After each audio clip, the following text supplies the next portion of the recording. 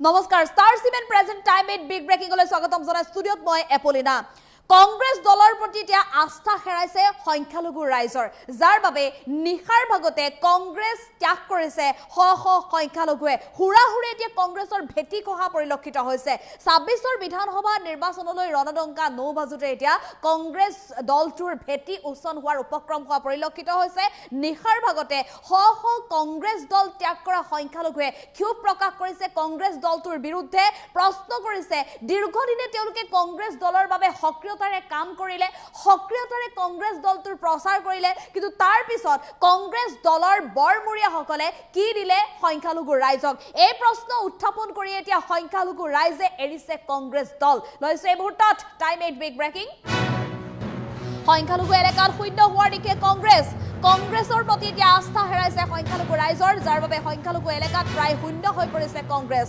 ২৬ৰ নিৰ্বাচনৰ পূৰ্বে হুৰাহুৰে খহিছে কংগ্ৰেছৰ ভেটি এফালৰ পৰা প্ৰতিটো সংখ্যালঘু এলেকাত দেখিবলৈ পোৱা গৈছে কংগ্ৰেছৰ খহিছে ভেটি দলীয় নেতৃত্বৰ প্ৰতি আস্থা হেৰুৱাই কংগ্ৰেছ ত্যাগ কৰিছে শ শ কংগ্ৰেছে আৰু এবাৰ দলগাঁৱত কংগ্ৰেছ শূন্য হোৱাৰ দিশে দলগাঁৱত মণ্ডল কংগ্ৰেছৰ সভাপতিও এৰিছে কংগ্ৰেছ দল ইজনৰ পিছত সিজন কংগ্ৰেছে এৰিছে কংগ্ৰেছ এটা ডাঙৰ খবৰ যি সময়ত শাসকীয় চৰকাৰৰ বিৰুদ্ধে প্ৰত্যাহ্বান ল'বলৈ কংগ্ৰেছৰ শীৰ্ষ নেতাসকলে মন্তব্য কৰিছে সেই সময়তে এতিয়া কিন্তু কংগ্ৰেছৰ হাত এৰি দলে বলে ওলাই আহিছে সকলো আৰু এনেধৰণে এতিয়া দেখিবলৈ পোৱা গৈছে ৰাজ্যৰ প্ৰান্তে প্ৰান্তে যি সময়ত নিৰ্বাচনক লৈ ৰাজনৈতিক দলসমূহৰ মাজত আৰম্ভ হৈছে খোৱা কামোৰা আৰু সেই সন্দৰ্ভত এতিয়া সেই সময়ত এতিয়া দেখিবলৈ পোৱা গৈছে দৰং জিলা কংগ্ৰেছতো পুনৰ আৰম্ভ হৈছে খহনীয়া দৰং জিলা কংগ্ৰেছৰ পৰা হুৰাহুৰে কংগ্ৰেছৰ ভেটি খহাই দল ত্যাগ কৰিছে সক্ৰিয় কংগ্ৰেছীয়ে দলগাঁৱৰ চেৰপুৰ গাঁও পঞ্চায়তসমূহৰ প্ৰতিগৰাকী ৱাৰ্ড সদস্য এতিয়া এৰিছে কংগ্ৰেছ দল মণ্ডল কংগ্ৰেছৰ সভাপতি পৰ্যন্ত আনুষ্ঠানিকভাৱে কংগ্ৰেছ দল ত্যাগ কৰিছে আৰু অন্য ৰাজনৈতিক দলৰ প্ৰতি তেওঁলোক আকৃষ্ট হৈছে দলগাঁৱৰ দলীয় নেতৃত্বৰ প্ৰতি আস্থা হেৰুৱাই কংগ্ৰেছ ত্যাগ কৰা বুলি ক্ষোভ প্ৰকাশ কৰিছে আৰু এইগৰাকী দলগাঁৱৰ চেৰপুৰ গাঁও পঞ্চায়তৰ ৱাৰ্ড সদস্যৰ লগত মণ্ডল কংগ্ৰেছৰ সভাপতিগৰাকীয়ে দল ত্যাগ কৰি কংগ্ৰেছ ত্যাগ কৰি তেওঁ প্ৰশ্ন উত্থাপন কৰিছে যে দীৰ্ঘ বছৰে কংগ্ৰেছ দলটোৰ সৈতে সক্ৰিয়তাৰে কাম কৰি আহিছিল যেতিয়া সমগ্ৰ ৰাজ্যত বিজেপি চৰকাৰে দপদপাই আছে বা বিজেপিৰ বাবে ভাল দিন কংগ্ৰেছৰ বাবে দুৰ্দিন চলি আছে সেই সময়তো কিন্তু কংগ্ৰেছৰ দুৰ্দিনৰ দিনতো কিন্তু লগ এৰা নাছিল এগৰাকী মণ্ডল কংগ্ৰেছৰ সভাপতিয়ে তাৰ পিছতো কিন্তু একাংশ শীৰ্ষ কংগ্ৰেছ নেতাই এই সকল লোকক গুৰুত্ব প্ৰদান নকৰে আৰু যাৰ বাবে আজিৰ দিনটোত এনেধৰণে কংগ্ৰেছ দলটোৰ প্ৰতি আস্থা হেৰুৱাই এনেধৰণে এতিয়া যোগদান কৰিছে অন্য ৰাজনৈতিক দলত বিধায়ক মুজিবুৰ ৰহমানৰ AIUDFৰ বিধায়ক মুজিবুৰ ৰহমানৰ কৰ্মৰ প্ৰতি আকৰ্ষিত হৈ তেওঁলোক ওলাই অহা বুলি মন্তব্য কৰিছে আৰু এনেধৰণে দেখিবলৈ পোৱা গৈছে এফালৰ পৰা এতিয়া কংগ্ৰেছ দলৰ ভেটি খহা পৰিলক্ষিত হৈছে ৰাজ্যৰ বিভিন্ন প্ৰান্তত কংগ্ৰেছ দলৰ হুৰাহুৰে ভেটি খহি থকাৰ সময়তে এতিয়া দৰঙতো দেখিবলৈ পোৱা গৈছে কংগ্ৰেছ দলটো তীব্ৰ খহনীয়া হুৰাহুৰে কংগ্ৰেছৰ ভেটি খহাই যোগদান কৰিছে অন্য ৰাজনৈতিক দলত শাসকীয় চৰকাৰখনৰ বিৰুদ্ধে প্ৰত্যাহ্বান জনাবলৈ যি সময়ত ইখনৰ পিছত সিখন বৈঠকত মিলিত হৈছে কংগ্ৰেছ দলৰ শীৰ্ষ নেতাসকল আৰু সেই সময়তে ৰাজ্যৰ বিভিন্ন সংখ্যালঘু অঞ্চলসমূহত এক প্ৰকাৰ ভেটি হেৰুৱাবলগীয়া হৈছে কংগ্ৰেছ দলটোৱে আৰু আজি দৰঙত এটা বৃহত্তৰ অঞ্চলত কংগ্ৰেছ দল ত্যাগ কৰি এনেধৰণে ওলাই আহিছে শ শ সংখ্যালঘু দৰং জিলা কংগ্ৰেছত দলগাঁও চেৰপুৰ গাঁও পঞ্চায়তৰ সকলো ৱাৰ্ড সদস্যৰ সমান্তৰালভাৱে মণ্ডল কংগ্ৰেছৰ সভাপতিগৰাকীও আনুষ্ঠানিকভাৱে ত্যাগ কৰিছে কংগ্ৰেছ দল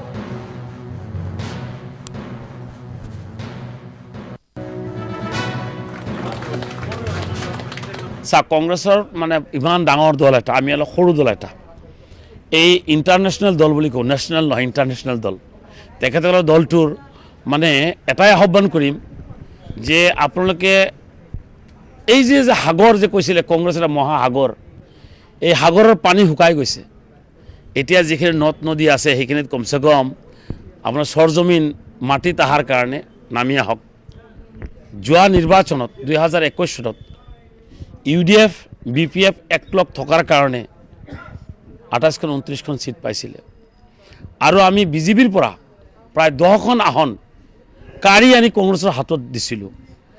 এজ ফৰ এক্সাম্পল আপোনাৰ মঙলদৈ সমষ্টি বিজেপিৰ হাতত আছিলে, আমি জইণ্ট থকাৰ কাৰণে মহাগঠবন্ধন থকাৰ কাৰণে যোৱাবাৰ কংগ্ৰেছে পালে। বিলাসীপাৰা বিজেপিৰ হাতত আছিলে, আমি আনি কিনে তেখেতৰ হাতত দিলোঁ।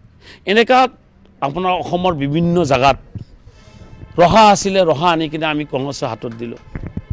গতিকে এইবাৰ তেখেতসকলে আমাক ইগন'ৰ কৰিছে, BPF তেখেতসকলৰ লগত নাই। অলপ চিন্তা চৰ্চা কৰি আপোনালোকে আগুৱাই যাওক।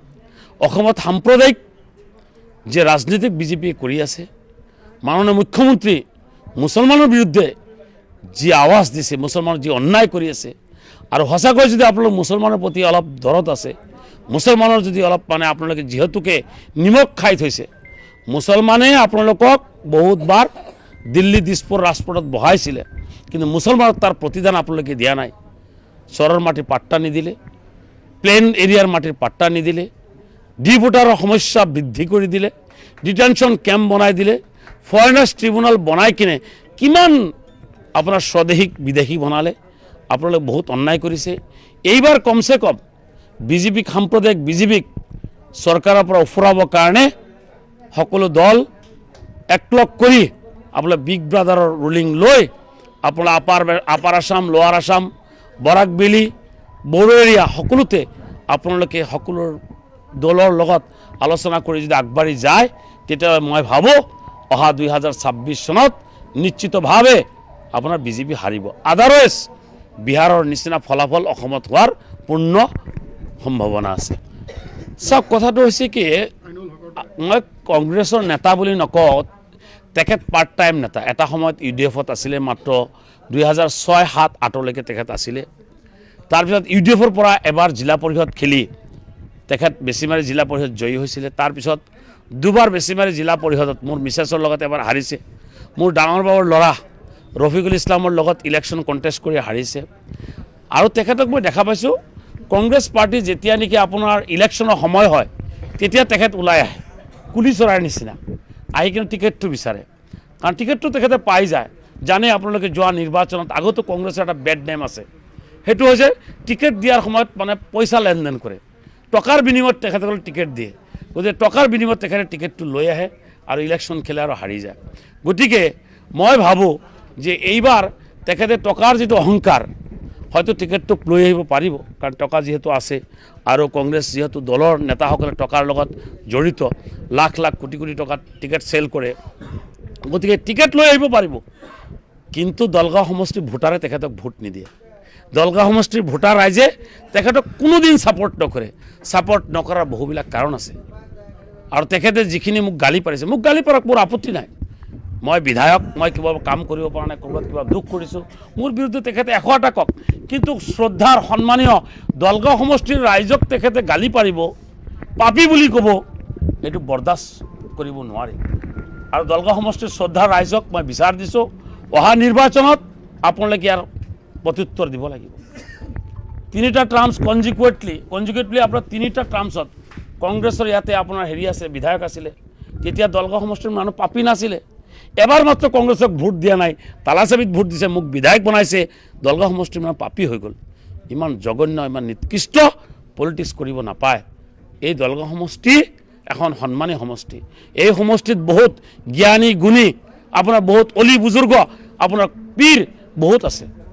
তেখেতসকলক আপুনি পাপী বুলি কোৱাৰ অধিকাৰ ক'ত পালে? গতিকে আপুনি পাপী বুলি কৈছে নহয়, পাপ কাৰ আছে কাৰ নাই নিৰ্বাচন আহিলে গম পাব। ইয়াৰ বিচাৰ আল্লাই কৰিব। মোক গালি পাৰি আছে, আপুনি গালি পাৰি থাকক, কিমান পাৰিব, মই আপোনাক ফল, আপোনাৰ প্ৰত্যুত্তৰ মই নিদিওঁ। ইয়াৰ বিচাৰ মই দলগাঁও সমষ্টিৰ ৰাইজৰ ওচৰত দিছোঁ, ৰাইজে ইয়াৰ বিচাৰ কৰিব। এতিয়ালৈকে মোটামুটি আপোনাৰ ৱাৰ্ড মেম্বাৰ প্ৰায় 10জনমান জইন কৰিলে, কংগ্ৰেছৰ পৰা জিকা, কংগ্ৰেছৰ ছাপৰ্টত জিকা, আৰু আপোনাৰ কংগ্ৰেছৰ AP মেম্বাৰ শ্বেৰপুৰ জিপিৰ AP মেম্বাৰৰ হাজবেণ্ড জইন কৰিছে, মণ্ডল কংগ্ৰেছৰ প্ৰেচিডেণ্ট জইন কৰিছে, আপোনাৰ যুৱ মণ্ডলৰ প্ৰেচিডেণ্ট জইন কৰিছে। এতিয়ালৈ প্ৰায় 1500 মান হ'ব আৰু টোটাল জনসাধাৰণ যোগদান কৰিছে। তো আপোনালোকে চাই থাকক, জানুৱাৰী আহোঁতে মোটামুটি কংগ্ৰেছ চাফা হৈ যাব। যোগদান কৰিছে সিহঁতক সোধক, তেখেতসকলক সুধিলে গম পাব মই জোৰ জলম কৰিছোঁ নাই। মইতো কৈছোঁৱে, যিসকল ছুটীলৈ মোৰ তাত আহিব, মোৰ প্ৰেমত পৰিলে আৰু গোলাই নাযায়, মইতো ক'লোৱে এইটো কথা। আজি বেছি জইন কৰা নাই, 150 মান হ'ব নেকি, 150 মান হ'ব কিজানি। এই নতুনকৈ সংযোজিত পঞ্চায়তৰ পৰা আপোনাৰ ফকীৰপাৰা বলগৰা পঞ্চায়তৰ, ইফালে আপোনাৰ পুনিয়াৰ পৰা যোগদান কৰিছে।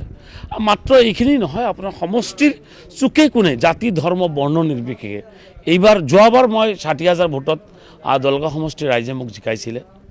এইবাৰ দলগাঁও সমষ্টিৰ ৰাইজে পণ লৈছে যে more than 1 লাখ ভোটৰ ব্যৱধানত ইনশাআল্লাহ দলগাঁও সমষ্টিৰ পৰা